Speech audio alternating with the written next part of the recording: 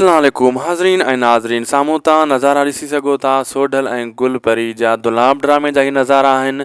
इहे सीन तमामु जल्द तव्हांजे साम्हूं अचण वारा आहिनि। जॾहिं गुलपरी जी सोढल सां शादी कई वेंदी ऐं शादी करे हू ईंदो ऐं हीउ साम्हूं ॾिसी सघो था इहे तमामु जल्द टें स्पेल में सीन ईंदा।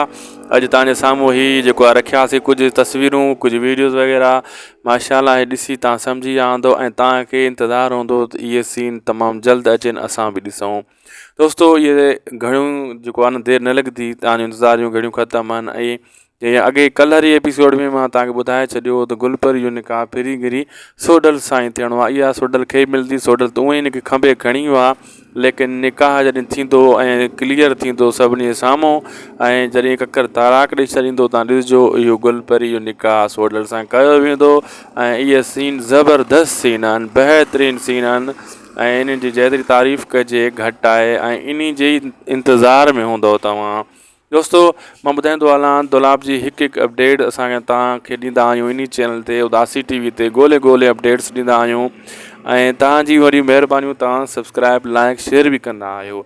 जेका दोस्त नवां आया आहिनि अॼु उन्हनि खे अर्ज़ु आहे तव्हांखे अहिड़ी नई नई अपडेट्स अगरि ड्रामनि जो खपनि त सिर्फ़ु असांजे चैनल ते मिलंदियूं उदासी टीवी ते।